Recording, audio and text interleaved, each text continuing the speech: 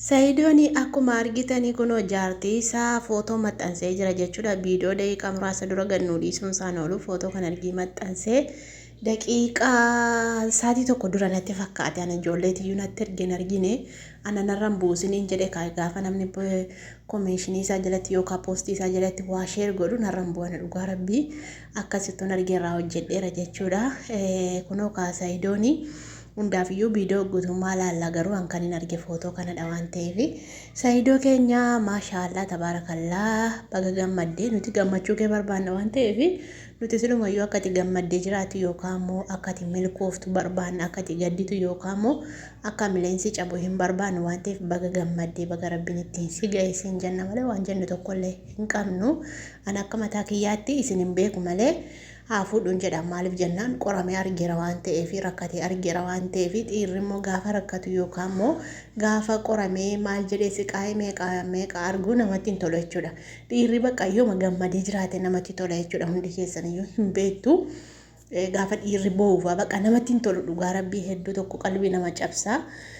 Hundaafiyyuu kunoo ka dubbiin dhugaa ta'ee Sumayyaanis dheengadda sobdeeti kan isheen mucayyoo salaamii sana ergite ergasiis viidiyoo gadi hin dhiifne eegaan ture gidduu kana jechuudha. Sumayyaan viidiyoo gadi hin dhiifne argitanii jirtu kan ergee salaamii ishee dhuma jechuudha. Salaamiin akkamitti battalaan darbitee daxxire irratti cufuudhaaf yookaan waa gochuuf malee jechuudha.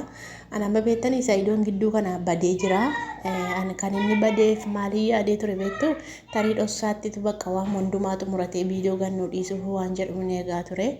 Akkasuma godinatti fakkaata ijoollee baay'een illee koomentii jalatti ati waan gootu hundumaas miidiyaarra hin baasinii ergi xumurattee raawwattee miidiyaarra baasi malee jedhanii dubbatu jechuudha.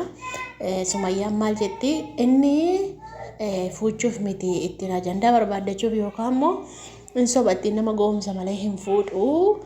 Otu fuudhee miidiyaa irratti haasaa ergi waan hundumaa xumurateetu miidiyaa irratti haasa'a malee jettee dubbachaa turte jechuudha. Hundi keessaniyyuu dheengadda dhageessaniittu malee jechuudha. Ani dhugaa rabbii hedduu tokko gammadee jira hedduu tokko natti tolee jira. Rabbiin isaa gammachiisu maaliif jennaan bakka gammachuu namaan namatti tola. Hundi keessaniyyuu hin beektu waan ta'eef Sumayyaas amma namaa kadhatee Roozaallee amma namaa kadhatee Roozaan akkuma argitan kaleessa baaleetti galte jechuudha. Anjaarsota bira deemtee yaadee dubbachaa ture garuu isheen baaleetti galte diddibattee bareeddee maal jettee bakka isheen illee Sayidoo irraa garaa kutattee jechuudhaan beektu bakka dhiistee deebite jechuudha. Akkuma isin argitanii kaleessa galte jechuudha. Baaleetti xiyyaaraan iyyuu deemtee viidiyoo ishee argitaniitu jedhee yaada hundi keessaniyyuu isheen diddee nyaadhuu dhugii jennaan diddee fiiddee galte jechuudha. Dhugaa yeroo tokko beektanii qaba malee waan tokko wanti ta'u jiru beektanii dhugaa ammatu qabasee ta'ee Sayidoon wanta ishee darbu tokkollee hin qabu jechuudha. Isheen darbu dhugaa rabbii Sayidoonii akkas nama gaarii ta'ee nama hojjetatu ta'ee nama olii fiigu ta'ee nama akkasittiin mana isaa jiraachifatu ta'ee dhugaa rabbii qabuma malee neerumanii malee afaanuma kakam godhee buuse jechuudha. Roozaa dhugaa rabbii afaanuma buuse jechuudha. Inni haarii kana hundaa kunoo kaaraba fuudhe ammoo akkam godhu. Araba seera qabeessaan fuudha. Seera qabeessaan seera isaanii guutee shari'aa isaanii hin beektu. Ijoolleen Arabootaa baay'ee cimtuudha hin beektu hundi keessaniyyuu jechuudha. Waa hunda guuttatee baasii gurguddaa baasee isaanii birrii biyya kanaayyuu gara birrii kuma 60 moo akkam moo 60 moo maalan jettee jaartiin koo al tokko nikaa hidhateetu ilmi madaamii kiyya. Jaartii kiyya nikaa hidhatee 60 moo meeqa baasee naan jette nikaa qofatti jechuudha. Nikaa hidhachuu qofatti riyaala sanuu kanaaf isaan birrii guddaa baasanii hidhatu. Sayidoon keenyas seera isaanii guuttateeti kan inni fuudhu malee jechuudha. Hundaafiyyuu jennaan isaa ta'ee isa gammachiisee jennaan nuti yoomiyyuu taanaan gammachuu isaa barbaanna. Yoomiyyuu taanaan isaan tokko ta'anii jiraachuu barbaanna jechuudha. Kanaaf jennaanii hundi keessaniyyuu warroonni gammachuu qabdanii fi akka inni hin gaddine barbaadanii akka inni kolfee taphatee jiraatu barbaadanii baga gammaddanii viidiyoo isaa waan isaan gadhiisanii neennaa hin ilaalla yookaan ammayyuu gadhiisuu danda'a waan ta'eef waa inni irra ga'uu fi waa inni jedhu viidiyocha keessatti immoo waan isaan dubbatan abdiidhumaan eegganna dhugaa rabbii gammachuun eeggachuutti jira.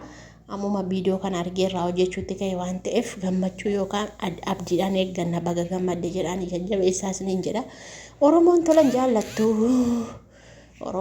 jaallattu dhugaa rabbii Oromoon diddee Amaaraan diddee maal goore mucaan garaa wanni itti deebe baga dhaqe baga fuudhe gosh dhugaa rabbi baga fuudhe isa wayya bar oromoon keenya illee tolan jaallattu isheen illee egaa Sumayyaani kan isheen duukaa fiigaa turteef jaallatte egaa abbaa ijoollee kootiitii jettee duukaa fiigaa turte afaanuma baaftee yookaan immoo inni lammatas hin dawwaluu fi lammatas hin barbaaduu hin jenneere isa kanaafitu kaa'ammaa salaamii illee ergite rabbaka murjaajessine bicha gaarbi rabbaka murjaajessine bicha du'aayi godhaa malee jechuudha. Sumayyaani sirriitti dhaabuun barbaanne wallahi Saidoo dhaabuu gonkumaayyuu barbaanne maaliif jennaan argitu kaakuna roozaatti adda baaftee beezaasee Saidootti maraatu Saidoon masheen qabu seenee Saidoo kottu dattee argiteetti adda baastee deebitee jira kanaafuu jennaan Sumayyaan sirriitti Saidoo barbaaddi garuu jechuun Saidoo matiitti dawwalee Sumayya eessa jirta Sumayya bakka kamii jirta jedhee hordofuu dhiise hordofee duukaa deemee barbaaduu dhiise. Beektan dhimma isheetii abaddu waggaa tokko karadheera waan ta'eef kanarra hin karadhu jedheetu garaa muratee dhiise jechuudha. Ijoollees dhimma isheetti dantaadha dhiise. Gaafa inni garaa qotatee dhiisu gaasheen baddaaf sayyuun beeka. Amma salaamiin maal gochi dhufteettan isin? Salaamiin maal gochi dhufte si yaaddee ilaaltaniitu ishee targee. Garuu kan ishee hin dhumneef sobdaan ijoollee dhaafattamitti naqa. Ani ijoollee baadheen olii gada deemaa maaltu na rakkise yoo fuudhe inni iyyuun soba waan ta'eef hin fuudhu jette. Ammoo yeroo footoo argitu soba jetta. Waama Saidoon hojjetu waama Saidoon godhu soba. Dhugaan hin jettu. Tasa dhugaama keessan buutu. Soba akkana godha akkana bar jettee dubbatti jechuudha. Kanaafuu hedduu jaallatti Sumayyaa aku. Baqa amanii kaa godhate taanaan khalaas. Inni gaduun deebuuf wonkiin gaduun deebuun beekamu. Wonkiin Itoophiyaatti iyyuu gadiin deebuu Saidoon achuma keessa jiraata. Kanaafuu rabbi si haa gargaaru Sumayyaa tiyya. Rabbi si haa gargaaru. Waan jennu tokkollee hin qabnu. Rabbiin si haa gargaaru. Dhugaa rabbi akkasii viidiyoo baay'ee sintin haasa'u. Anillee Itoophiyaa galaan jira waan ta'eef gidduu kanan gala du'aayinaa godhaa isiniin jechuun barbaada warri du'aayinaa gootan maqaan koos naa deebi'ee tikeettiis muradhee qophaa'een jira waan ta'eef gidduu kanaa. Gara Itoophiyaa gara biyyaan hangalaa kanaafuu du'aayinaa godhaa isiniin jechuun barbaada xiqqoo odeessuu minaaminaan barbaanne kanaaf jedheetan hundaaf iyyuu viidiyoo isinii waraaba waan inni irra ga'uu fi waan inni keessa jiru isiniin jedha hunda keessaniin iyyuu kanaafuu hundi keessan iyyuu warra mafaana yoonaatti nafaana jirtanii galatoomaa ulfaadhaa warroonni laayikii gootanii warroonni sabiskaayibii gootanii warroonni na jaallattanii warroonni na jibbitanillee hundi keessan galatoomaa ulfaadhaa. Bakka jirtanitti nagaa fayyaa ta'aa hamtuun isin arginii rabbiin isin haamili keessuu isiniin jedha ilmaan tiyya viidiyoo daqiiqaa tokko waraabe bakkan taayaa sa'aa jirutu isinitti mee isaa dhugaa rabbi bakkan taayaa sa'aa jirutu isinitti mee inni iyyitu saniifuun dubbadhu bakka wayinnoo gaddee taara dhugaa rabbi ijoolleen natti iyyina rakkadhee.